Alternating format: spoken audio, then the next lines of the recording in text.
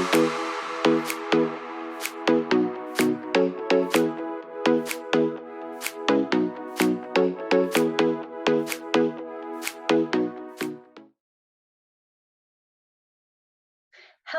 my name is Marissa Yaker. I'm a managing attorney with Padgett Law Group.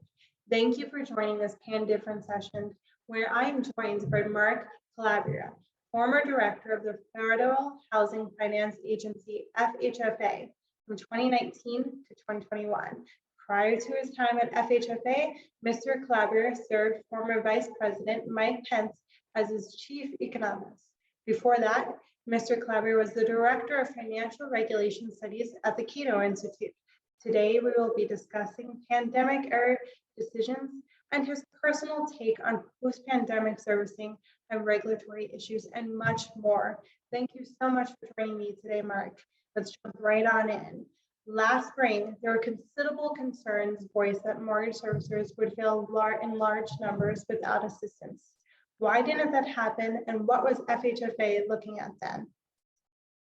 Thank you, Marissa. Just to let me say, it's a pleasure to be joining you today. And yes, as you mentioned, particularly the former part of March, April, May of last year, there were a tremendous amount of concerns that due to what would be potentially rather large forbearance numbers coming out of the CARES Act, although, of course, I should mention that FHFA set up forbearance programs about 3 weeks before the CARES Act, which were later codified in the CARES Act. And there was a considerable amount of concern in the industry over whether the liquidity needs, because of servicers, of course, need to continue to advance principal and interest, whether the borrower is paying it or not, and whether that would be significant stress on the servicers. We were fairly optimistic at FHFA, predominantly for two main reasons. One, we had information on servicers. In fact, one of the helpful things for me was the 346, I think I have that number right, 346 non-bank servicers that Fannie and Freddie did business with. I had their income statements, I had their balance sheets, we've had aggregates of such. In fact, every morning of at least 2020, I would get a list of, servicer watch list. We knew who was close to the line of liquidity, we knew who wasn't. And so for starters, we had a pretty good sense that there was a lot of liquidity in the industry. And of course, we had estimates from, the float, you will, from refinance volume that we would get that would provide additional liquidity. And so certainly looking at this on a daily basis throughout the crisis, monitoring service liquidity, it never got to the point where we were concerned that there would be a systemic crisis. Of course, there were a small number, less than half a dozen at any one time, that were worrying. And of course, as importantly, the forbearance numbers actually ended up being quite manageable. I think now we forget that in the spring of last year, there were some commentators that would say in forbearances could get 30, 40, 50%. We were projecting something like 5 or 6%, which is where it ended up. And part of this was looking back at previous crises. Again, who takes advantage of this? The job market's going to be a driver. How many borrowers are going to have trouble? So at the end of the day, forbearance numbers were manageable, particularly in the Fannie Freddie space. Obviously, FHA and Ginnie Mae were a different issue and different sets of stresses there. And ultimately, the servicer liquidity. And that was also aided by a number of servicers going out and raising liquidity in the marketplace. I should certainly note as well, we also aligned that 4-month limit.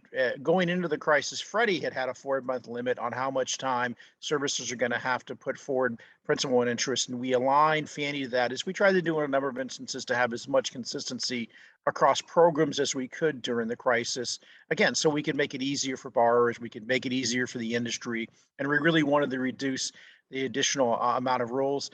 And I think at the end of the day, I think a reflection of how we got it largely in the right area is that even portfolio and PLS lenders largely adopted what we were doing. And I think ultimately we got to a place where probably about 95% of the mortgage market had fairly similar rules in dealing with borrowers and forbearance. Thanks, Brian. Valid points too. And I know when we first started this pandemic too, everybody was looking back, right? Back to the 2008 housing crisis and lessons learned from that.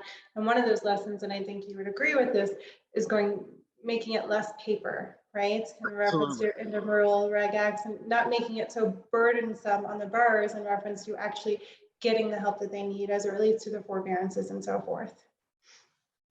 That's really just such an important, terrific point. I kind of call it the paper chase, but whether you as a servicer, lender, or borrower were dealing with HAMP or HARP or even some of the state level programs, we all remember there was so much paper being shuffled back and forth between borrowers and lenders. Sometimes the paperwork was incomplete, even on sometimes it might have been fraudulent, and sometimes it even got lost. And of course, that really kind of just delayed the issue. I immediately felt that for whatever the risk of going one way or the other, we simply could not afford a pandemic to try to repeat that. And let me say, the paperwork hadn't, certainly had a rationale back in 2008, Great Recession. We wanted to make sure that borrowers actually needed it. And of course, one of the big differences this time around is that in 2008, the Great Recession, the amount of relief you got was often a function of your income. So this was a lot about documenting income, documenting capacity to pay. And so we really felt like we simply didn't have the time for that this time around. And B, given how quickly the job market, really took a big hit in March of April of last year, your previous year's income was largely irrelevant. It really didn't tell us a lot about what your current situation was going to be, didn't tell us what your future situation was going to be. So, to the extent, and I'm ready to, often admit, like, where did I have a high amount of certainty, and where did I take a bit of a gamble? And probably the biggest area of where I think we took a bit of a gamble in terms of not knowing exactly how it would turn out was we decided it would be on the honor system. We would ask the servicers would ask the borrower, have you been adversely impacted financially by COVID? And we would take the borrower at their word. Now, of course, this feeds back into the earlier question about concerns about higher levels of forbearance, because absolutely you could have had a lot of borrowers just want to press pause and not pay, and it could have overwhelmed the system. And that was a very real risk. I think the ways we tried to moderate that was it was very clear, and we made very clear to borrowers, servicers made very clear to borrowers, it's forbearance. You will have to pay it back. And of course, we do remember last year there were a lot of calls in many circles for mortgage forgiveness and rent forgiveness. Of course, I think those calls were louder in the Great Recession than they were this time around. But borrowers were by and large not behaving as if they were going to be forgiven.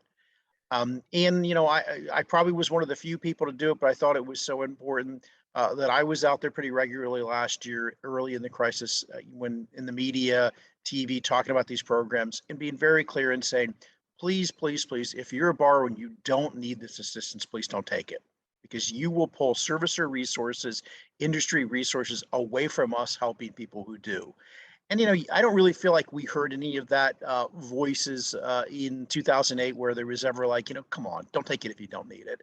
And so I do think, looking at the numbers that we had at FHFA, that it by and large was not abused.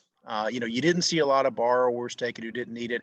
I think the numbers are slightly different at FHA, and obviously a different credit profile, where maybe you did have a larger percent of borrowers there who probably took it who didn't need it.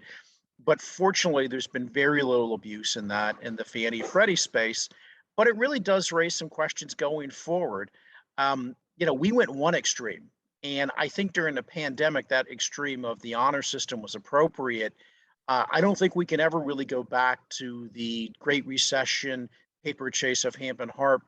But I think in the next crisis or next disaster, natural or otherwise, I don't think we can use the honor system as a model. And I do think this is something from public policy makers need to find out the right medium.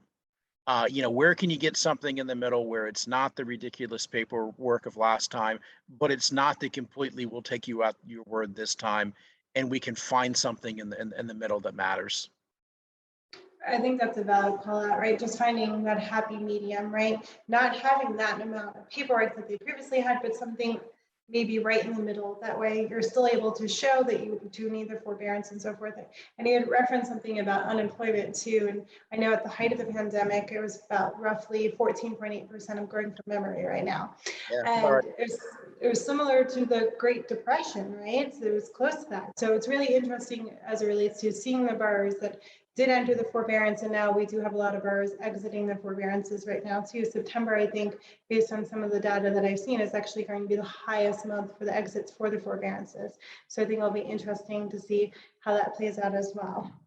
It's also, it's another important difference, at least in the Fannie and Freddie space.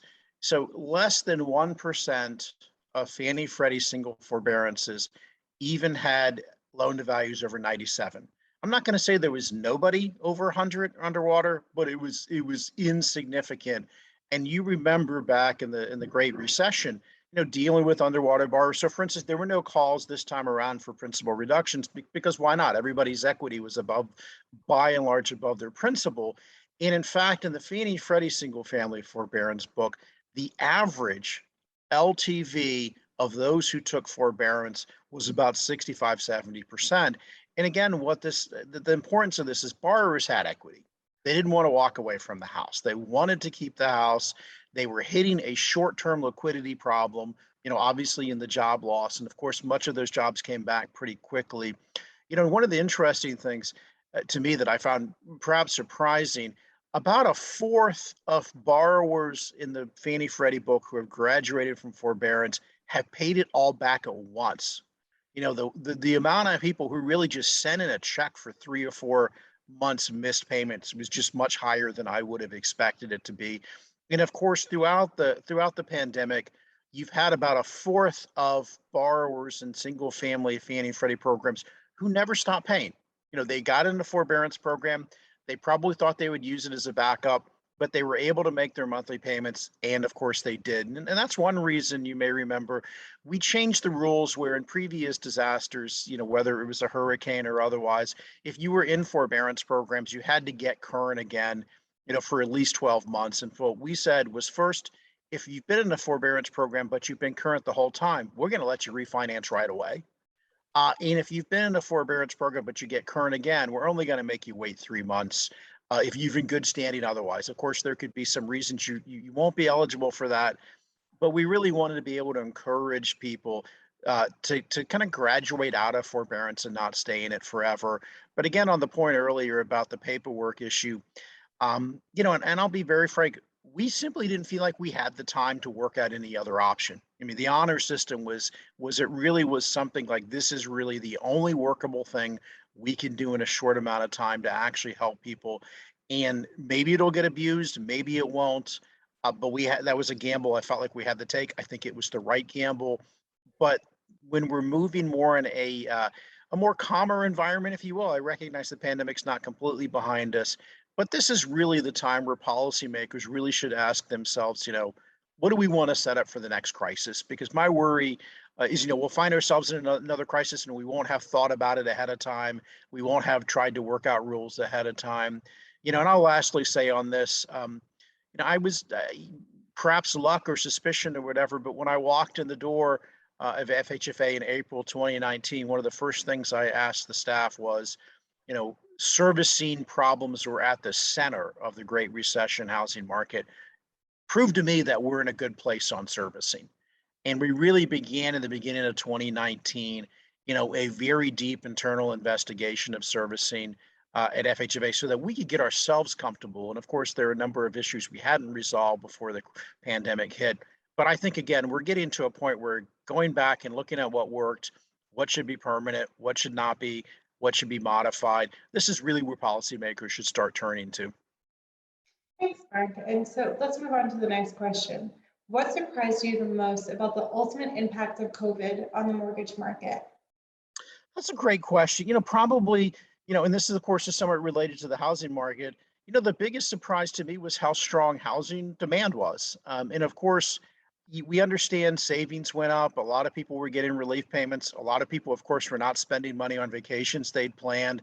So, we remember the conversation about K-shaped recovery. You certainly had a big part of the population who lost their jobs and were in a very tough time. But you also had another part of the population where, again, they had income coming in, they had their jobs. And, you know, many of us went through this. I live downtown DC and I talked to my friends who would go out in their big backyards and enjoy nature. And I was always a little jealous and like, maybe it'd be nice to live out in the middle of the country right now, especially as someone who grew up in the country. But I was really, impressed and surprised at how interested people were in moving and buying places earlier in the pandemic. Obviously, we saw a lot of reluctance to put houses on the market but the strength of demand was much greater than I would have expected. And interestingly enough, both Fannie Freddie internally, in the spring of last year, I think probably up until about June, we're forecasting price declines for the year. And obviously the exact opposite happened in a very strong way. So housing demand certainly was a very big caveat. As I mentioned, I was surprised at the number of people who paid it all, who graduated out of forbearances by paying it all back at once, much higher numbers than I would have expected, especially when you keep in mind these borrowers still had the option of doing a payment deferral or some other modification. So nobody was required to pay it all back at once. So, the fourth or so who have really did it voluntarily, which I think is a great sign to be able to get caught back up. Certainly, we were happy to see that there was, again, little borrower abuse in the mortgage market. Of course, it was a reminder of how much the mortgage and real estate process is face to face. You of course remember we had county recording offices around the country shut down, so the ability to even file a title, just massive amounts of disruption. And, in a very positive sense, I was very impressed at the ability of a number of parties in the industry and participants to really turn it around. So, for instance, I very much remember early last year, March, April, we did a lot of phone calls with servicers, the bigger servicers, and some of the mid-sized and smaller servicers. And we were basically being told, about April of last year, that the typical, productivity of the office was down 25, 30% because people were working at home. Of course, there were some servicers who had backroom operations around the world, places like India were completely shut down. And of course, if you're trying to hire and ramp up in this environment where you can't do in-person training. So I really was impressed at the ability of the servicing industry scale up quite quickly, and impressed by the ability of the real estate industry. We all, really kind of tried to find solutions, what to do. Remote notarization really is something that took off, for instance. We, of course, put a number of flexibilities like on the collateral evaluation process and other areas where we tried to keep the market going, and in doing so in a way that facilitates social distancing. So, in a sense, the real surprise is kind of what didn't happen, which is things really did have the potential to be a lot worse in the housing and mortgage market than they ended up being. So I'm very, obviously not everybody loved everything that was done or how it turned out, but given the potential for how badly it really could have turned out, I'm very pleasantly surprised. Let's just put it that way. And I'll say lastly, as somebody who ran an agency of what's now about 700 people, the productivity of the agency and even the productivity of Fannie and Freddie was much greater. I don't know about others, but I think most of us were not used to working for long amounts of time in a permanent telework situation. And so the ability of people really to be focused and productive, and quite frankly, certainly in the spring of last year, work around the clock was really impressed upon me. So I'm glad. And again, most of my surprises have largely been on the positive side. So you mentioned something interesting in reference to the housing market, right? With prices not declining, but rather increasing. I think one statistic I saw was about 17.7% above market value right now, houses are selling for, right? And so that was surprising to me too, because everybody was relocating and they, like you said, I wonder what that big backyard looks like. I wonder if they have that extra space right now. And then what I thought you said was interesting too with the telework environment, something that I personally felt, I feel now that we're able to do sessions such as what we're doing right now, information is more readily available, right? With some of the sessions that used to be perhaps closed door for some conferences and so forth, we can now watch that. We now have that. The FHFA threw out it, and I watched many of yours. They're released to the public, and you can watch them and learn more about what's going on internally with the agency. And I thought that was really interesting. It's something that I hope post-pandemic as well continues a little bit in reference to having those public broadcasts, because I do find them to be super informative. Well, thank you. And of course, it's glad to know that everybody other than just my mother was watching. So it's good to know that that's reaching an audience. Part of it, of course, is when I came into FHFA, I'm really perhaps obsessive almost to a degree about transparency in government. And we had, even before the pandemic, but certainly the pandemic, we did a number of listening sessions. We wanted to make sure we heard from stakeholders, a number of things where we would do workshops. And I really just thought it was so critical, particularly during a pandemic, but I think this should honestly be the case all the time for regulators, is how do you make sure that you're very clearly and regularly communicating to stakeholders what you're doing? Of course, part of that process is also hearing back. And while I recognize that not everybody agreed with every decision we made, I would like to think that we heard from those who didn't. We weighed their concerns. We tried to find the best avenue to address those concerns, and that we very clearly communicated what we were going to do, and allow people to know that we were going to do it. So again, in the middle of a pandemic where there's just so much uncertainty, and of course, I think it's fair to say this has gone on a lot longer than certainly me and I think most of us expected in terms of being, at home, telework, and how long this is taking back to get to normal. Of course, it's worth saying a lot of parts of the country are basically back to normal, but I can tell you it's not that way here in Washington, D.C. And I think in terms of FHFA and the federal government writ large, it's going to be February, March before people are back in the office on a regular basis. So I think we learned the value of what we could do online, what transparency we could do online.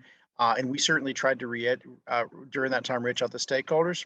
But I think we also learned the limitations of it. Obviously a lot of conferences benefit by the side conversations and the connections you make. I'm very worried. We hired over 100 people at FHFA during COVID because there were just things we needed to get done. I'll just speak for myself, being a little more senior in my career. I do worry about, new employees. How do you make sure they get mentored? How do you get them trained in the right way? As importantly, I'm a big believer in corporate organizational culture. So unless you're really kind of bringing people into the organization, how do you know they're walking away with the right culture and behavior? And so, again, I think there's a lot we've learned from the virtual world. I'm personally looking forward to getting back to seeing people in person. I think a lot of the virtual changes will stay in place. Certainly, a lot of those in the mortgage market will likely stay in place, like remote notarization.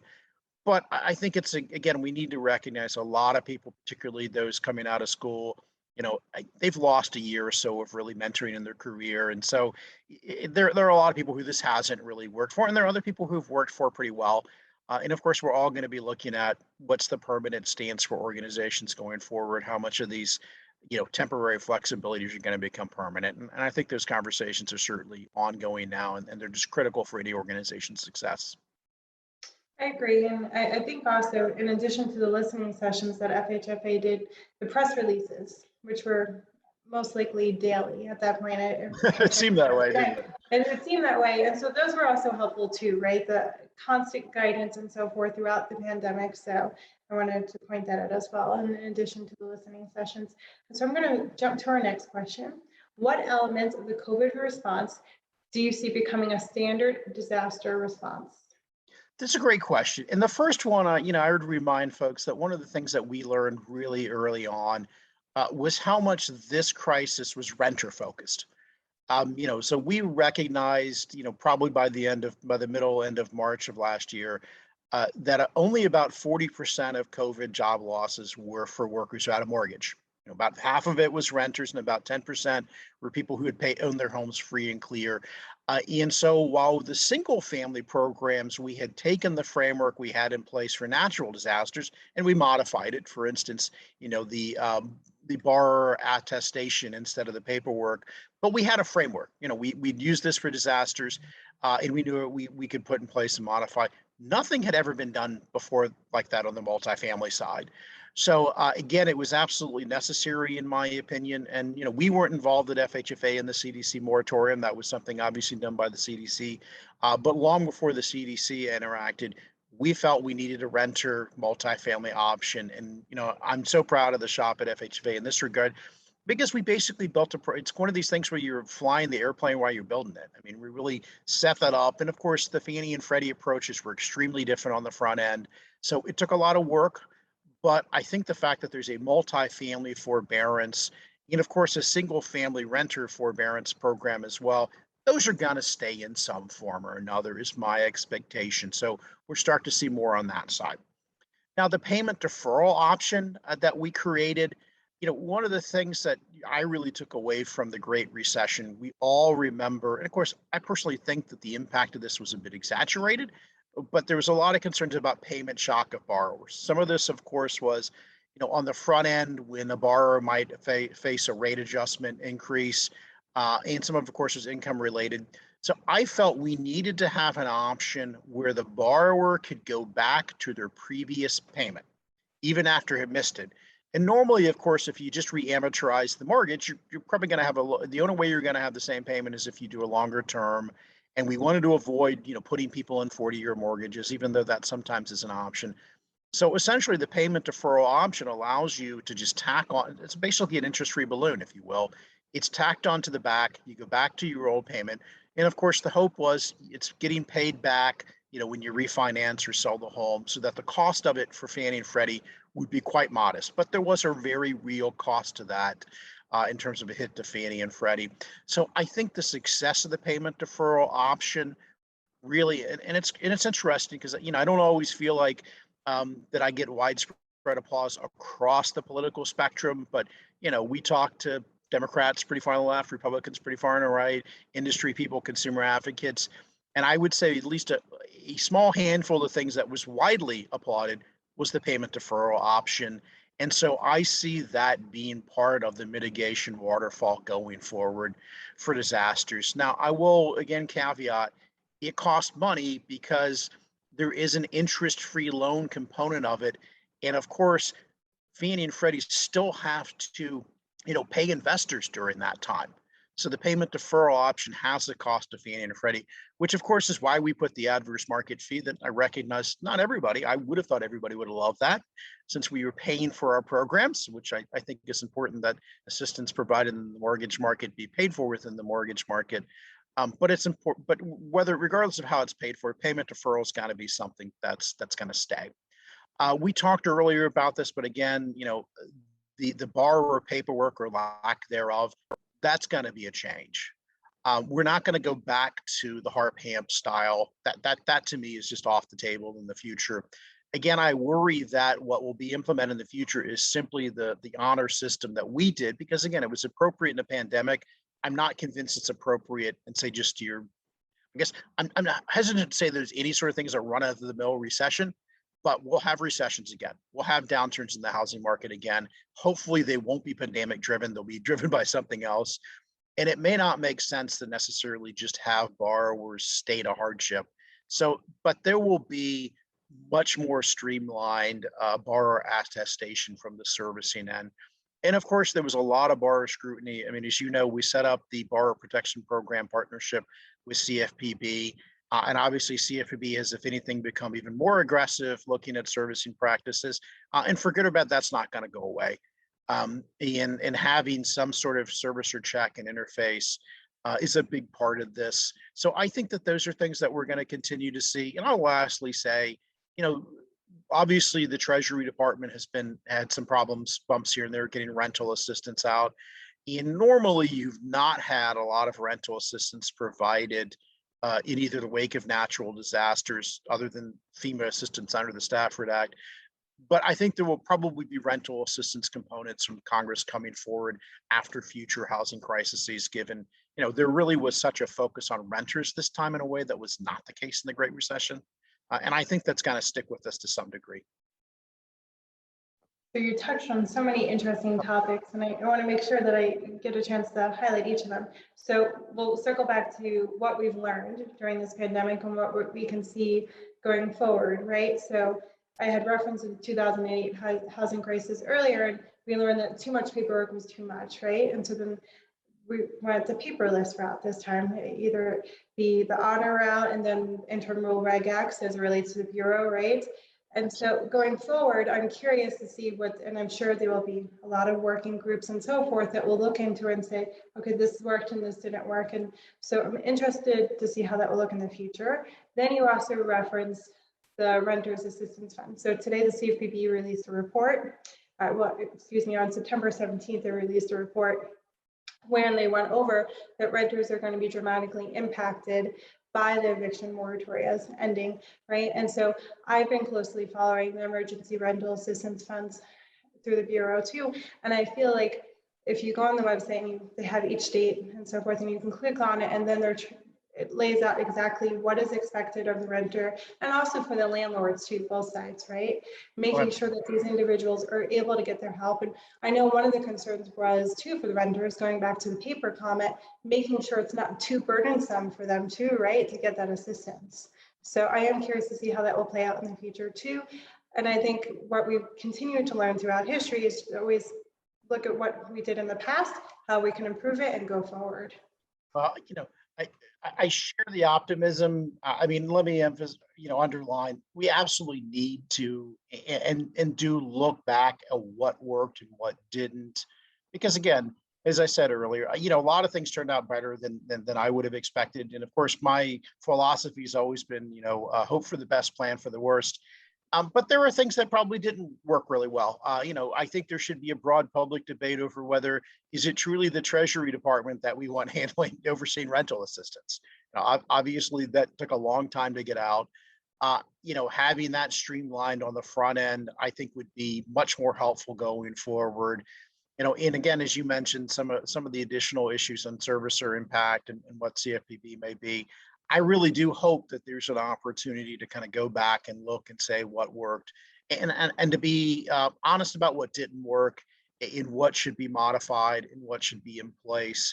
And I think those are all important, issues that need to be addressed. And I hope that policymakers, take some moments over the next couple of years, because again, I worked on the Hill during the financial crisis. I led the Senate Banking Committee's response to Hurricane Katrina back in 2005, and my experience, unfortunately, I have to admit, is that I see policymakers intervene, and then people kind of forget about it until the next crisis. So we don't have a good history in this country of inter-crisis planning for the next crisis.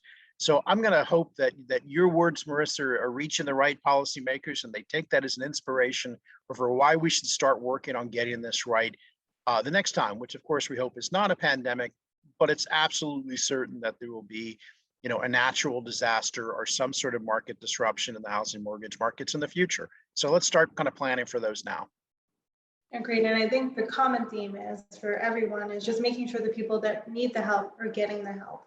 So that's an important, but I'll also add another, it's hard for me to resist this point as an economist, but one of the things that I thought really was poorly designed in the Great Recession was that many of the forbearance programs were means tested. So, and it also had the effect. So part of the assistance you got and mortgage reduction you got was on your income. But, if I can slip into econ speak, if you will, it created really huge disincentives to work. Because if you think about it, if it's based, say, on like 30% of your income and you go out and earn another dollar and you lose 30%, you're much less likely to work. So one of the things that I thought was critically important when we were setting up forbearance program is that there not be any work disincentives in the forbearance programs. And I do think, I'm not going to say all or even most, but I do think a contributor among many to the very slow job recovery we saw in the Great Recession was because some of the forbearance programs had really strong work disincentives built into them, perhaps unintentionally. And it was important to me to make sure that when we designed those programs this time, we did not do so in a way that punished people from working. And that's a great call out, right? Making sure that people are getting the help and still able to keep their jobs. Exactly. Because again, you don't want to get people stuck in an assistance program forever. You want the assistance program to be a leg up, to be a ladder, a bridge, so that people could get back to their normal lives. Great. Okay. Our last and final question, Mark. You're an economist by training. Care to give us any thoughts on the possible direction of the housing market? It's a great question, and I think as any good economist would start with, it's always about supply and demand. So maybe let's take those factors and pull them apart a little bit. Obviously we've had, over a decade of really just constrained supply in this country, particularly in the coastal areas like California. And so you've had a really tough supply problem. I mean, fortunately, we've recovered all of the residential construction jobs we lost to COVID. You've got starts, permits are pretty strong, but they're still trying to pick up. A lot of estimates are out there, but I think in the ballpark of 4 to 5 million housing units short in this country in the places that people want to live is probably in the right ballpark. So how do we kind of get that going? And what I think we're starting to see is, again, as I mentioned, construction's been pretty strong, going in the right direction. We're also starting to see more and more existing home supply come onto the market. And it's understandable in the middle of a pandemic last year. I mean, who wants to have an open house in the middle of a pandemic, right? And of course, while people who were in the position were doing so to buy a lot of second homes, most homeowners are not comfortable putting their homes on the market. We've really, in the last 2 months, 3 months, really started to see that change, particularly the last few weeks. And I think that will pick up. So you are starting to see a lot of existing inventory start to come on the market. So the bottom line to all of that, and of course, we've started to work through supply constraints. We remember, lumber, gypsum, other things just shot up in prices. And again, they're still higher than they were a couple of years ago, but materials prices have started to get a lot easier. We worked through some of the problems in like the lumber mills. Some of the supply disruptions in the supply chain are still there, but we've worked through some of them. So my point being is we will continue to see an increase in supply. And of course, as we know, fixed demand, increased supply means a moderation, if not slow down, potential decline in prices. So that's the supply component of it. But let's talk about the demand component of course. Well, first of all, we've got pretty strong demographics. Obviously, the age profile of the population is very supportive of first-time home buyers right now. We had record, as I mentioned earlier, you had that kind of K-shaped recession. So you had record savings last year for households that were doing well. They were able to save money. They were getting relief payments. The percent of home sales today that are all cash or people making extremely large down payments, it was almost mind-boggling. I mean, again, it almost goes back to the way things were decades ago, when people did make rather large down payments. And that's just the point of you had very strong demand fundamentals. And of course, mortgage rates are near historic lows. But that said, I think it's hard to see mortgage rates going any lower, maybe a few basis points here and there. But over the next 12 to 24 months, my expectation would be that mortgage rates start going up.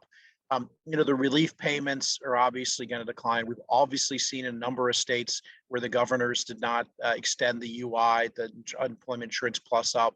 So you're starting to see some of those benefits go away. And of course, we're hoping the job market continues. But the fact is that the vast majority of jobs lost to COVID have been recovered, even if we're probably still about 5 million short. That's a long-winded way of saying a lot of the demand push up is going to start to decline. So I do think over the next 12 to 24 months, we're going to see a real slowdown in prices. I think there will be some markets you may actually see outright declines, but a lot of it's really going to fundamentally depend on the strength of the job market going forward. But I really do want to emphasize that this won't necessarily be bad for volumes. So, we have seen this shift. Obviously, last year, the mortgage market was very much refi focused as it's been part of this year. And so the plus is we are going to be shifting more into a purchase environment, which I'm not against refinancing. It's great for people to be able to refinance. But I'm much more excited about the thought of somebody being able to buy a home and transition to home ownership and have much more of our mortgage focus on that transition to home ownership. And that's what we're going to see going forward. So moderating the prices, increases in sales volume, much more shift from refi to purchase. And again, I don't think those are necessarily bad things. And I hope everybody looks back and enjoys the record profits they made in 2020, because we're probably not going to see those reproduced anytime soon. But there'll still be a lot of good news and a lot of strong foundation out of the housing and mortgage market going forward, even if there'll be a couple of patches, softness in the wood floors you need to look out for. That again, I think we can start patching up those problems before they become really critical. But again, there's some soft patches there we need to keep an eye on. And so you mentioned at the beginning of the pandemic, a lot of people didn't want to do open houses and have people come in their house, right? I think another one of the concerns was, well, if we sell our house, where are we going to move? Because the market's so high, right? And so I think that was another concern too. And as it relates to making sure that the housing prices level out, right? But the American dream is to own a home and making sure that it's affordable for individuals as first-time buyers to actually be able to afford a house. I thought that was an interesting point that you brought up. Yeah, thank you, Marissa. And again, you do have to have that chain of housing. I think the stat is something like for every new house constructed, you have about 4 moves associated with it, because you move up in a bigger house, somebody buys your house, and you really touched on the point, which is, if you're afraid to be able to buy a house or sell your house because you're not going to have a place to move, then that's going to slow home sales down. And that's the important part of the new construction, which again, we still need to build a lot more in many parts of the country. But the fact that a lot of the residential construction has started to recover will be ultimately a good thing for existing home sales, because again, existing homeowners can buy a new home that will open up their home for sale. So we did get that mechanism a bit clogged up, if you will, last year. That again, that's one of the reasons you saw prices, shoot up so much in the interim. But I'm optimistic, and of course, we're having a broader conversation in this country. I know California just did some legislating to try to ease some of the constraints in their housing market. Probably not enough, but it sounds like a move in the right direction.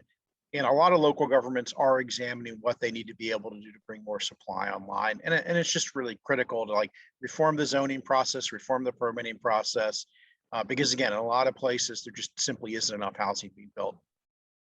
And not only for the housing market, even for renters, right now, because right now we're seeing rent increases and so forth because of the supply demand right now for the market. So that's been an interesting trend as well. It really has been, and that may be, again, if there's another positive surprise. You may remember, and again, the number of times I feel like I would look at the paper and the warning of an eviction, more, essentially tsunami, and those largely didn't come to pass. Part of it, of course, was there were a lot of relief payments, either, the direct relief payments from COVID or the UI plus up. And of course, a lot of landlords, were quite flexible and quite generous. And of course, even though it's taken a very long time to get out the rental assistance, there have been some rental assistance vehicles that were given out very early on in the CARES Act and otherwise. So, one of the things that I think people really were fearful of, that at least has not happened, and quite frankly, I don't think is going to happen this cycle, is we're not going to see a renter eviction, crisis. We're certainly going to see individual families under stress, and I don't mean to minimize that, and we should try to do what we can in that regard. But in terms of really adverse negative shock to the rental market, it's really turned out a lot better than I think was commonly feared. And I hope that assistance keeps getting out there in reference to the emergency rental assistance. Well, Mark, thank you so much for joining me today and sharing your insights on this critical post-pandemic servicing topic. I am Marissa Yaker, Managing Attorney for Padgett Law Group, and this concludes the session of Pan Different.